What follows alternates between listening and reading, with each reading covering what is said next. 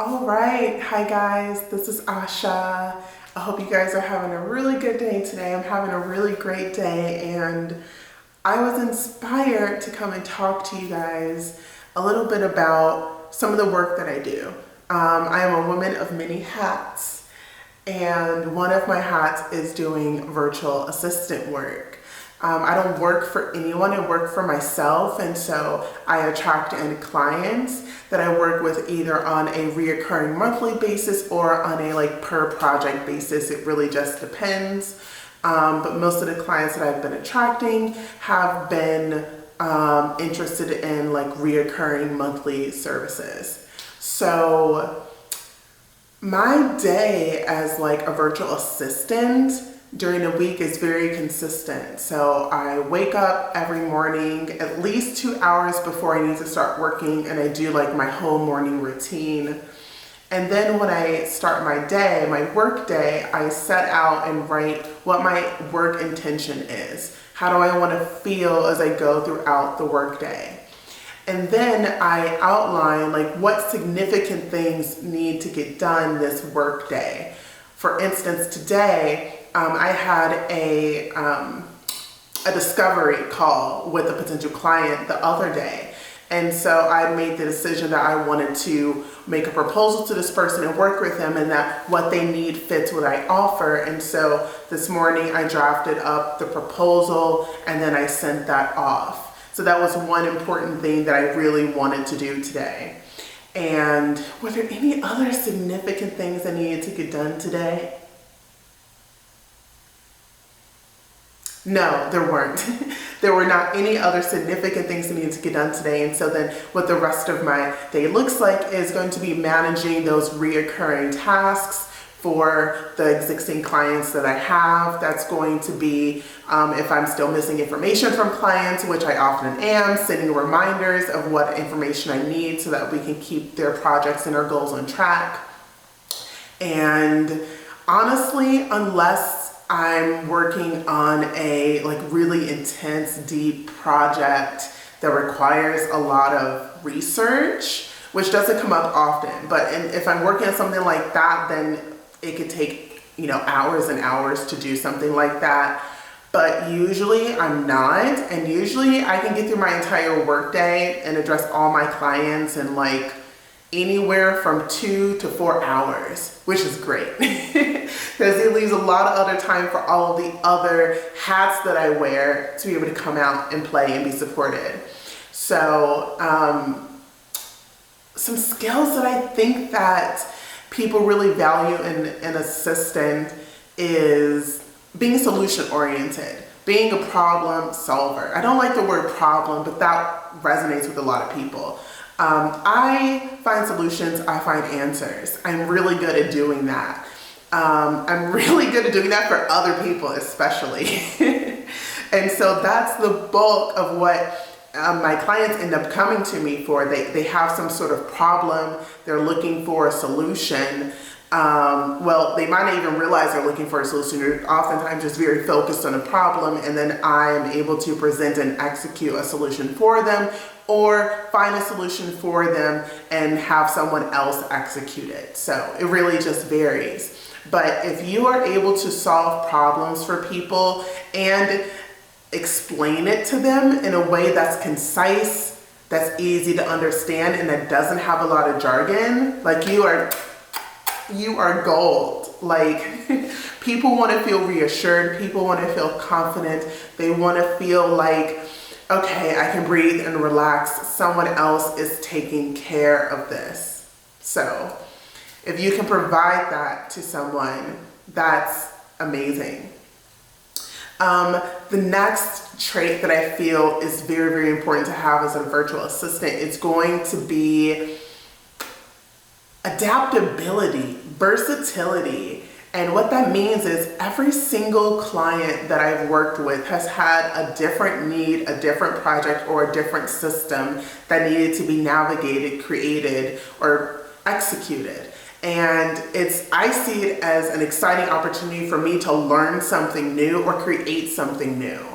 But that's the case with almost every single client that I end up learning something new, or creating some sort of new process to go about something. So it's a willingness and a flexibility and a creativity with that approach is super important, right? You don't want to approach it from the place of, well, no, I don't work with that system, or no, I don't do that, or I don't do that. Like, of course it's okay to have boundaries. But it's also really important to be able to notice, okay, is this a boundary, or do I have a gap in knowledge here or a gap in skill here that I could easily fill and also serve this person's need at the same time? Only you are going to know the answer to that. So it's something important to think about, but the more versatile you are, the more that you will be able to satisfy and please your clients and also have them returning in the future. For a variety of other needs that they may have. So I'm actually making lunch right now. I've got a pot on the stove, so I'm gonna attend to that really quickly.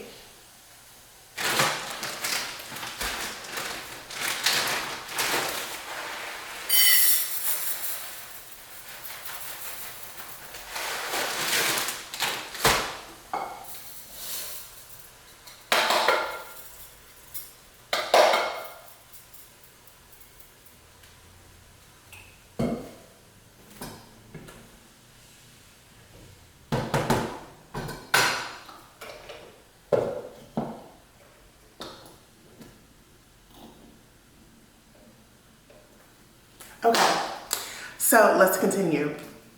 So my work day is about a 6-hour block.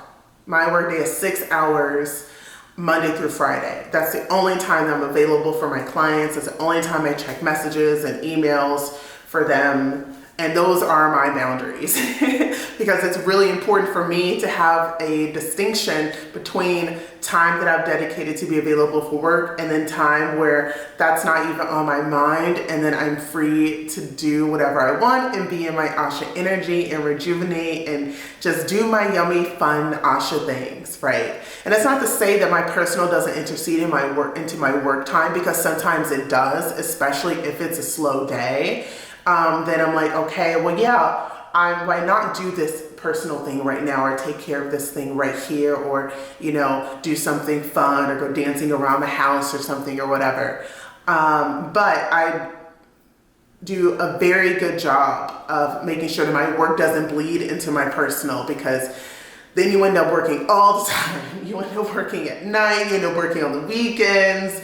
Your clients are always expecting you to be available 24/7, and that just gets really, really messy. My first ever client that I did assistant work for, it was like that, and it literally drove me crazy, and I was just like, I can't do this. I can't.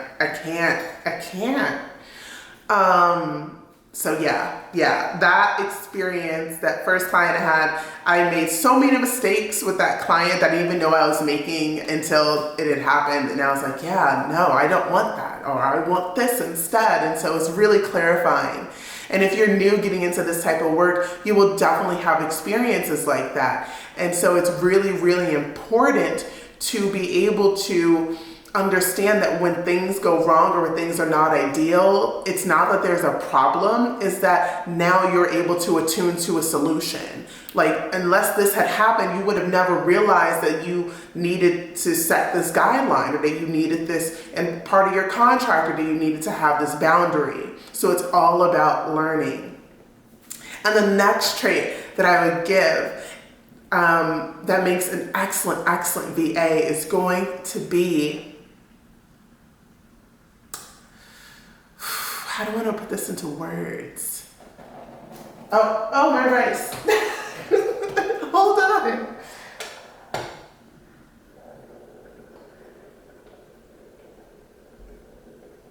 Let's turn that down. Okay, we're good for now. Okay, so that is going to be communication in multiple forms, constantly. So, and I put it this way, If someone's looking for an assistant, most of the time it's because they can't manage these sorts of things on their own. They might be forgetful, they might feel overwhelmed, they might have health stuff going on, they might be trying to run multiple businesses, or maybe they've only got one, but they're just not a very analytical, logical type. Maybe like dealing with technology is not their strong suit. Maybe they're not great at time management or calendar or things like that. Maybe they get messages all the time and they don't have a great do a good job of following up on them. Who knows, right? But the reason they're reaching out to you is because they struggle with this on some level. And so it's going to be really, really important that you communicate with them all of the time, multiple times, repeatedly about important things. It's going to be you continuing to inform them of what your policies are, of what your contract says, of what the agreement is. If you've got time off coming up that was explained in the contract, notifying them via multiple channels well in advance, at least a week. Text messages, emails, phone calls, if even mentioning it while you're talking to them. That's going to be key to communicate with them clearly and often and frequently. And the reason I say that is because your client's probably going to forget stuff. We forget things all the time, and that's part of being human. But if they forget something, but we can say, well, I informed you or notified you about this via these channels, or even better, I informed you about it on these channels at these dates and times, and you responded affirmatively, then you're clean, right? Right? Your client may still be a bit frustrated about the situation, but you've done your job. You've done your due diligence, and now it's in their boat. It's in their court to be. It's their problem essentially, right? We can only do so much. We can't become them. We can't run their brain for them. So you making sure that you're communicating what's critically important all the time is going to be essential. The next thing that's important to being a good VA is maintaining your terms. It's going to be maintaining your boundaries. You should have some sort of contract or terms of service that governs every single client that you work with without exception. And, let me check my race. Okay. Sometimes it tries to bubble over.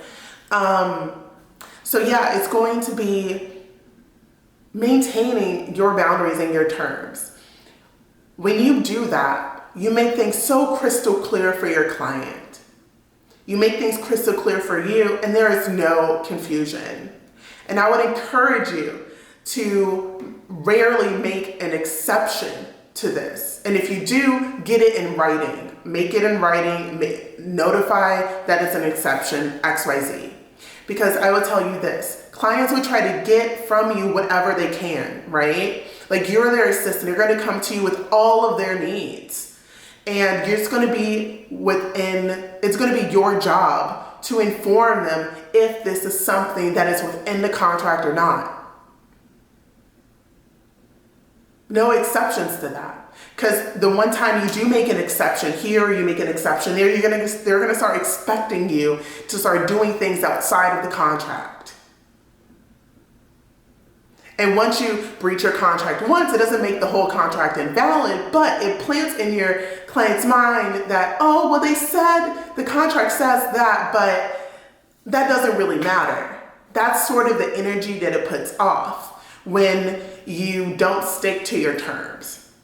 So I'm learning this lesson right now. I'm being confronted with an opportunity to stick to my terms and stick to my boundaries. A client of mine is asking me to offer an extension or a part of a new service to them that is not in our contract. And that they were informed is not in our contract, and they agreed that they understood that it wasn't in our contract before they signed it. But 2 weeks in, now they're asking for that. And so for me, it's going to be like, I really do want you to feel supported, but also this isn't in the contract. And it's not something, it's something that's not in the contract because I really don't want it to be. This isn't something that I want to offer. So it's going to be a situation where I might support them in seeing if we can outsource this need and get it taken up by someone else.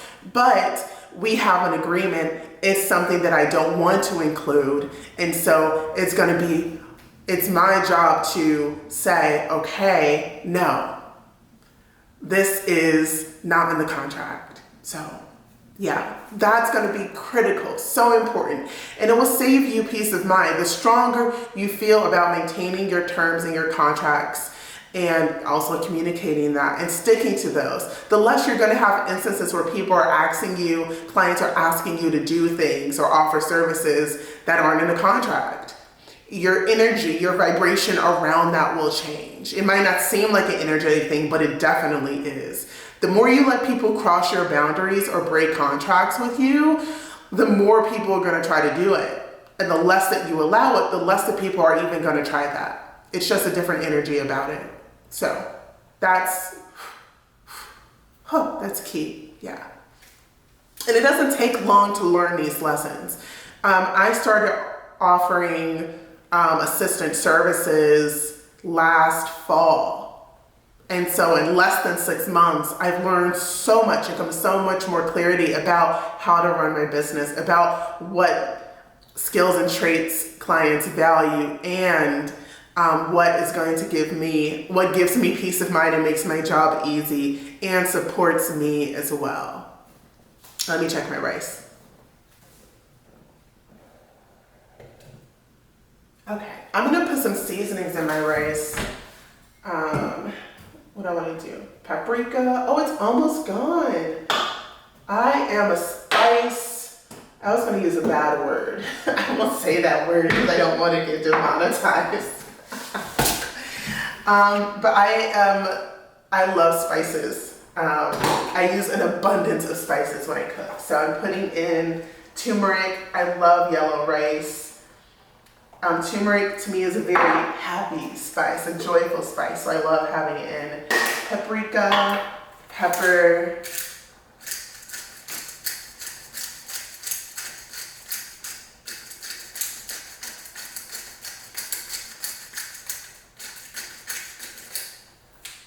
and salt. All right, we're gonna stir this.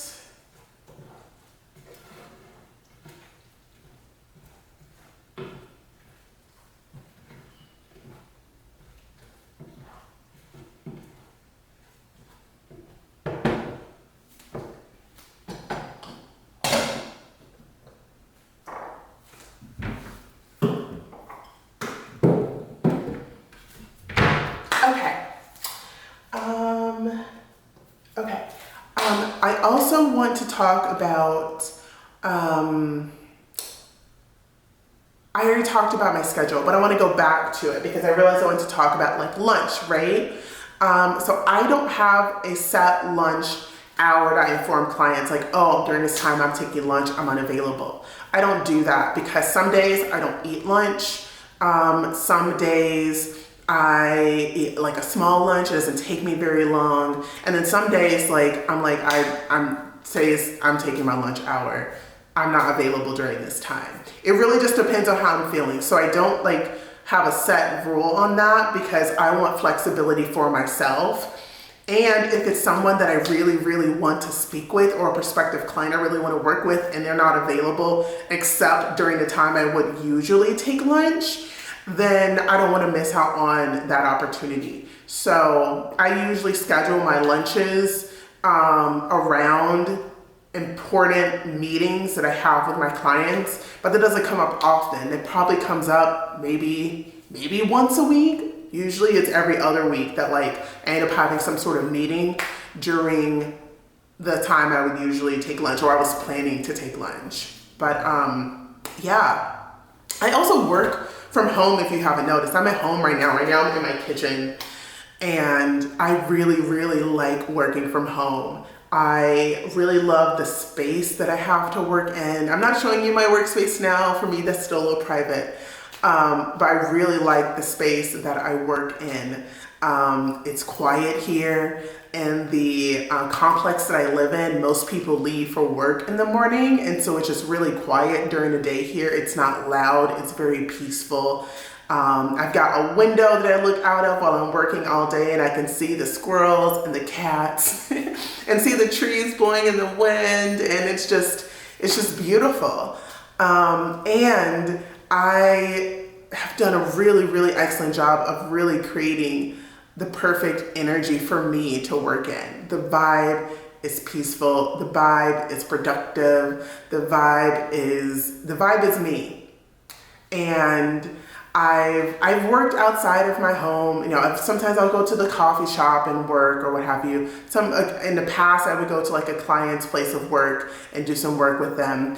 But I'm not nearly as productive or focused when I'm in a space with a bunch of other people.